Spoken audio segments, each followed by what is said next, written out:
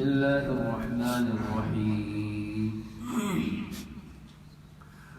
ورد الله الذين كفروا بغيظهم لم ينالوا خيرا وكفى الله المؤمنين القتال وكان الله قويا عزيزا وأنزل الذين ظاهروهم من أهل الكتاب من صياصيهم وقذف في قلوبهم الرعب فريقا تقتلون وتأسرون فريقا وأورثكم أرضهم وديارهم وأموالهم وأرضا لم تطئوها وكان الله على كل شيء قديرا.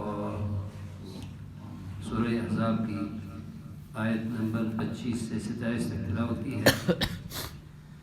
ورد اللہ الذین کفروا بغیظہم، اور اللہ تعالیٰ نے کافروں کو اپنے غیظ و غضب کے ساتھ واپس لوٹا دیا. لم ینالوا خیرا، کہ وہ کوئی بھلائی حاصل نہیں کر سکے. وکفی اللہ المؤمنین القتال، اور لڑائی میں مومنوں کے لیے اللہ کافی ہے. وکان اللہ قویا عزیزا، اور اللہ تعالیٰ طاقتور غالب ذات ہے. وانزل الذین ظاہروہ من اہل الکتاب من صیاصیہم، اور اہل کتاب کے ان لوگوں کو اپنے قلعوں سے نکالا جنہوں نے مسلمانوں کے خلاف ان کے دشمن کی مدد کی تھی. وقذف فی قلوبہم الرعب، اور ان کے دلوں میں رعب ڈالا. فریقا تقتلون وتأسرون فریقا، ایک گروہ کو تم قتل کر رہے تھے اور جبکہ دوسرے گروہ کو تم قیدی بنا رہے تھے. وأورثکم ارضہم ودیارہم واموالہم، اور تمہیں ان کی زمین، ان کے گھر اور ان کے مالوں کے وارث بنائے. وأرضا لم تطئوها، اور وہ زمین جس کو تم نے ابھی تک پامال نہیں کیا، جس کو نہیں روندا. وَكَانَ اللَّهُ عَلَى كُلِّ شَيْءٍ قَدِيرًا، اور اللہ تعالیٰ ہر چیز پر قدرت رکھنے والا ہے.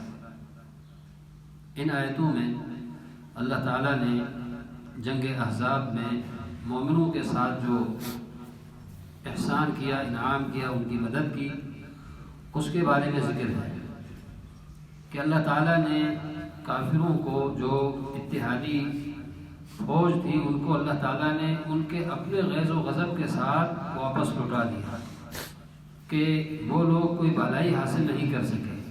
یعنی نہ انہیں فتح ملی اور نہ ہی انہیں کوئی مال غنیمت. یوں وہ اپنے ہی غصے میں جلتے ہوئے یہ لوگ واپس چلے گئے. یہ اللہ تعالیٰ کی طرف سے اہل ایمان کے لیے مدد تھی. اور فرمایا کہ مومنوں کے لیے میدان قتال میں اللہ کی ذات ہی کافی ہے. تو اس طرح اللہ تعالیٰ نے اہل ایمان کی، اللہ کے نبی صلی اللہ علیہ وسلم اور آپ کے ساتھیوں کی مدد کی. ایک تو اس طرح کہ انتہائی تیز آندھی کی صورت میں، اور دوسرا فرشتوں کی صورت میں اللہ تعالیٰ نے مومنوں کی مدد کی. پھر اس کے بعد جو مدینہ میں ایک یہودی قبیلہ تھا، وہ بنو قریظہ، جنہوں نے مسلمانوں کے ساتھ عہد کیا تھا اللہ کے نبی کے ساتھ کہ وہ دشمنوں کے مقابلے میں مسلمانوں کی مدد کریں گے. باقاعدہ ان کے ساتھ معاہدہ ہوا تھا، لیکن عین لڑائی کے وقت انہوں نے بدعہدی کی اور پھر یہ لوگ کفار کے ساتھ ملے. یہ لوگ تقریباً ان کے قلعوں میں کوئی 700 یا 800 کے قریب جنگجو تھے. چنانچہ یہ سب کے سب دشمن کی صف میں جا کر مسلمانوں کے خلاف لڑنے کے لیے وہ تیار ہو گئے. تو اللہ تبارک و تعالیٰ نے اس کا بھی ذکر کیا. اللہ کے نبی صلی اللہ علیہ وسلم جب اس جنگ سے، جنگ احزاب سے فارغ ہو کر آپ مدینہ پہنچے تھے، ابھی آپ سفر سے واپس آ کر غسل کر رہے تھے، نہا رہے تھے، تو اس وقت جبریل امین آئے. انہوں نے کہا اے اللہ کے رسول، ابھی آپ نے ہتھیار رکھ دی ہے، جبکہ ہم نے ابھی تک ہتھیار اٹھائے ہوئے ہیں اور ابھی ہی دشمن کو بھگا کے ہم یہاں پر واپس آ گئے ہیں. اللہ کی طرف سے آپ کو یہ حکم ہے کہ آپ ابھی نکلیں. تو اللہ کے نبی نے فرمایا کس طرف نکلوں، کہاں نکلوں؟ تو جبریل نے فرمایا کہ بنو قریظہ کی طرف نکلیں، اللہ کی طرف سے یہ آپ کو حکم ہے. چنانچہ اللہ کے نبی علیہ السلام نے تمام صحابہ کرام میں اعلان کیا کہ یعنی فوری طور پر اپنے گھروں سے نکلیں اور عصر کی نماز بنو قریظہ میں جا کے ہی پڑھنی ہے۔ چنانچہ صحابہ کرام اپنے گھروں سے نکلے اور راستے میں عصر کا وقت ہوا تو کچھ صحابہ نے کہا کہ نماز یہاں ہمیں پڑھ کے جانا چاہیے، کیونکہ اللہ کے نبی صلی اللہ علیہ وسلم نے بنو قریظہ میں جلدی پہنچنے کے لیے آپ نے یہ تاکید کی ہے، لہٰذا اگر ہم یہاں نماز پڑھ کے جلدی وہاں پر پہنچ جائیں تو اس میں کوئی مذائقہ نہیں۔ جبکہ دوسرے صحابہ نے کہا ہمیں تو اللہ کے نبی کے حکم کا خیال رکھنا چاہیے، آپ نے فرمایا ہے کہ بنو قریظہ میں جا کے ہی نماز پڑھی۔ چنانچہ وہ لوگ وہاں پہ جا کے عصر کی نماز پڑھی۔ اللہ کے نبی صلی اللہ علیہ وسلم کو جب پتہ چلا تو آپ نے کسی بھی گروہ والوں کی کسی کی بھی ملامت نہیں کی۔ اس طرح اللہ کے نبی صلی اللہ علیہ وسلم اور صحابہ کرام بنو قریظہ میں پہنچے اور پھر بنو قریظہ کا محاصرہ کیا، ان کے قلعے کا محاصرہ کیا اور 25 دن تک یہ محاصرہ رہا۔ اب بنو قریظہ جو ہے وہ تنگ ہو گئے اندر سے، یہ لوگ جب انہیں بہت زیادہ جو ہے وہ مشکلات کے دوچار ہو گئے تو انہوں نے اپنی طرف سے پیشکش کی کہ حضرت سعد بن معاذ رضی اللہ تعالی عنہ، جن کا قبیلہ جو ہے پہلے ان کا حلیف تھا، انہوں نے کہا کہ سعد بن معاذ ہمارے بارے میں جو بھی فیصلہ کریں ہم اس کے لیے تیار ہیں، ہم اسے قبول کریں گے۔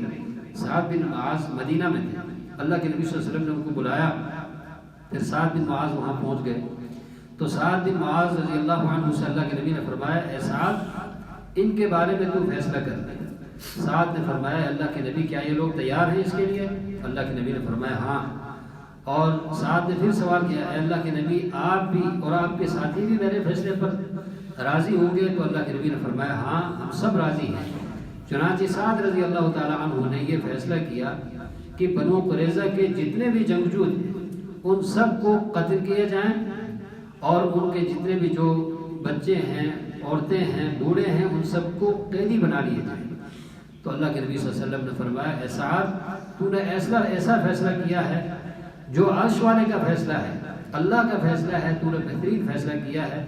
چنانچہ ایک بہت بڑا جو ہے وہ خندق کھودا گیا اور ان کے جتنے بھی جنگجو تھے جو 700 یا 800 کے قریب تھے ان سب کو قتل کر کے اس گڑھے میں پھینک دیا گیا، اور پھر ان کے جو بچے تھے، عورتیں تھیں اور بوڑھے تھے، ان سب کو قیدی بنا کر مسلمانوں نے انہیں مدینہ لے کر آئے۔ تو اس کا تذکرہ ہے کہ اللہ تبارک و تعالیٰ نے فرمایا وَأَنزَلَ الَّذِينَ ظَاهَرُوهُمْ مِنْ أَهْلِ الْكِتَابِ مِنْ صَيَاصِيهِمْ، جو اہل کتاب کے دشمنوں کی مدد کرنے والے لوگ تھے ان کو ان کے قلعوں سے نکالا، اور وَقَذَفَ فِي قُلُوبِهِمُ الرُّعْبَ، ان کے دلوں میں اللہ نے رعب ڈالا، تَقْتُلُونَ فَرِيقًا وَتَأْسِرُونَ فَرِيقًا، تم ایک گروہ کو ان کے قتل کر رہے تھے اور ایک گروہ کو قیدی بنا رہے تھے۔ وَأَوْرَثَكُمْ أَرْضَهُمْ وَدِيَارَهُمْ وَأَمْوَالَهُمْ، ان کی زمین، ان کے گھر اور ان کے مالوں کے تم کو اللہ نے وارث بنا دیا۔ وَأَرْضًا لَمْ تَطَئُوهَا، اور ایسی زمین کا بھی تم کو وارث بنائے جس پہ ابھی تم چلے نہیں ہیں۔ گویا کہ یہ ایک اشارہ ہے خیبر کی طرف، یعنی سرزمین خیبر کے بھی جو ہے اللہ تعالیٰ تمہیں وارث بنائیں گے۔ تو اس طرح اللہ تبارک و تعالیٰ نے مسلمانوں کی مدد کی، اور اللہ نے اپنا جو وعدہ تھا، مدد کرنے کا جو وعدہ، فتح کا جو وعدہ تھا، اللہ تعالیٰ نے اسے پورا کر کے دکھایا، اور اس طرح اللہ نے مسلمانوں کے جو دشمن تھے ان کو ناکام کر دیا، اور اللہ نے اپنا انعام اللہ کے نبی صلی اللہ علیہ وسلم اور آپ کے ساتھیوں پر پورا کر دیا۔ اللہ رب العزت ہمیں عمل کرنے کی توفیق عطا فرمائے۔